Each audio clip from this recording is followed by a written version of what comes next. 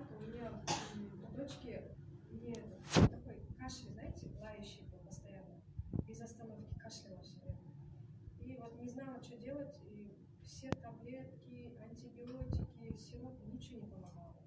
Вот мама сказала, розовое масло же в паре есть, попробуйте. Не верила, сказала, ой, не поможет. Вот, где-то, наверное, после 10-й штучки вот, капсулы, смотрю, кашля нет. Вот ночью чуть-чуть кашляла, потом всю пачку